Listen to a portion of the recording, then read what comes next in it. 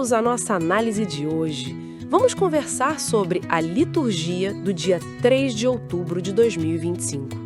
É uma data importante, celebra a memória de André de Soveral, Ambrósio Francisco e seus companheiros, os nossos protomártires, os primeiros mártires do Brasil. E para essa conversa, a gente tem a primeira leitura de Baruque, o Salmo 78 e o Evangelho de Lucas.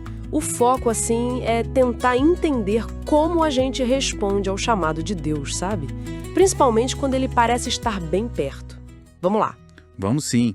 E, olha, o fio condutor que amarra essas leituras é bem claro. Essa dinâmica, essa tensão constante, entre a nossa tendência humana, às vezes, de desobedecer ou até de ser indiferente à palavra de Deus e as consequências que isso acarreta, e, por outro lado, um chamado muito forte para conversão, para a gente reconhecer e voltar para Ele. Legal. Começando por Baruque, que então a leitura é uma oração assim muito forte.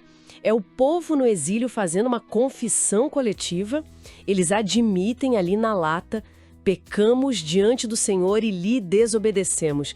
Dizem que não ouviram, que seguiram o próprio coração teimoso, e o resultado, calamidade, vergonha.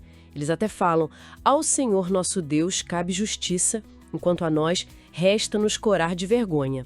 Essa ideia de culpa coletiva é interessante, mas será que isso diminui a responsabilidade de cada um? O que você acha? Olha, ótima pergunta. Eu não vejo como uma diminuição da responsabilidade, não.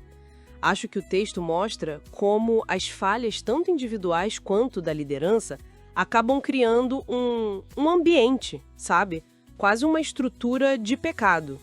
E o fascinante para mim, Baruque, é que a desobediência não é só um ato isolado, é descrita quase como uma fragilidade interna. Você tinha falado antes, é como construir a casa em cima de alicerce ruim, Se afastar de Deus fragiliza tudo. O catecismo fala disso, que o pecado gera uma inclinação para mais pecado. Ele obscurece a consciência, enfraquece a vontade. A responsabilidade é de todos ali, reis, sacerdotes, o povo. Entendi. Faz sentido. Não dilui, mas mostra como um afeta o outro.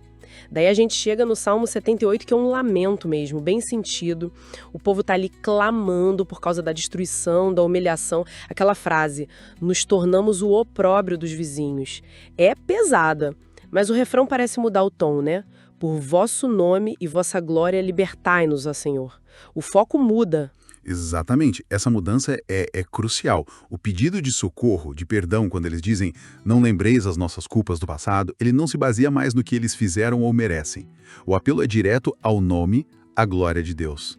É um jeito de reconhecer a própria pequenez, a própria indignidade, mas colocando a esperança toda na misericórdia dele. É tipo dizer: Senhor, age não por nós, mas por quem tu és. A esperança está na graça, não na nossa justiça própria. Nossa, profundo isso. E aí vem o Evangelho de Lucas que a coisa esquenta, Jesus usa palavras muito duras, os ais, contra Corazim, Betsaida, Cafarnaum. O que significa exatamente esse ai? É só um lamento? Não é só um lamento, não. Esses ais são mais que isso. São como declarações proféticas de juízo. Sabe, uma advertência bem severa. Jesus está apontando uma falha muito grave ali. Aquelas cidades viram milagres incríveis. Ouviram a pregação dele direto da fonte. E mesmo assim, não se converteram. Ele até compara com cidades pagãs, Tiro e Sidônia. Diz que elas teriam feito penitência, com silício e cinzas, que eram sinais públicos de arrependimento profundo naquela época, se tivessem visto o que Corazim e Betsaida viram. E Cafarnaum, que foi tipo a base de Jesus na Galileia, recebe a advertência mais pesada, de ser exaltada aos céus para ser atirada no inferno. Mas por quê? Por que essa resistência toda, mesmo estando tão perto, tão imersa na graça? Pois é, esse é o ponto nevrálgico, A proximidade física, o privilégio de ter acesso à palavra, aos milagres, isso não garante a conversão. O que importa mesmo é a resposta do coração. E a rejeição da graça que foi oferecida é vista como algo extremamente sério.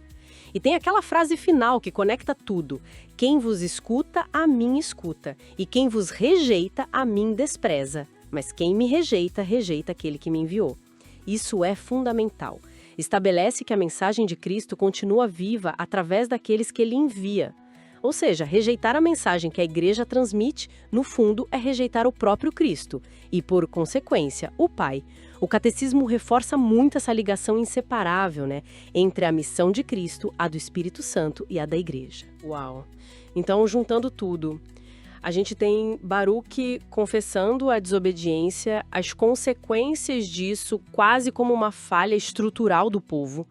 Depois o Salmo, que é o lamento, mas também a súplica por misericórdia, apelando para quem Deus é. E aí Lucas, com Jesus alertando sobre a responsabilidade enorme que vem com o privilégio de ouvir a palavra. E a gravidade que é rejeitar essa palavra, mesmo que de forma sutil. As peças se encaixam bem. Exatamente. O recado central que fica é um chamado urgente para uma conversão ativa e para a responsabilidade de acolher a palavra e agir de acordo com ela. Não adianta só ouvir passivamente, É preciso reconhecer a necessidade de mudar, como o povo em Baruque, clamar pela graça, como no Salmo, e principalmente escutar Jesus hoje.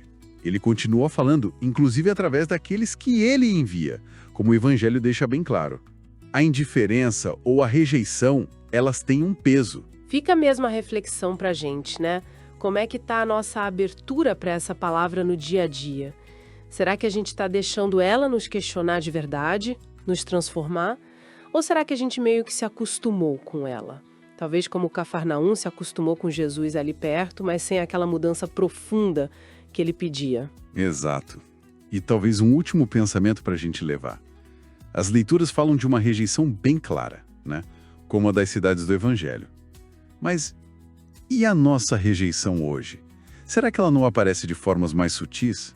Talvez não seja um não na cara, mas aquela indiferença do cotidiano, sabe? A acomodação. Deixar a fé só para o domingo, ou não levar a palavra em conta nas decisões práticas. Onde será que, na nossa vida, a gente talvez esteja agindo um pouco como Cafarnaum? Rodeados de graça, sim, mas resistentes àquela conversão contínua, exigente, que a graça sempre propõe. Fica a pergunta.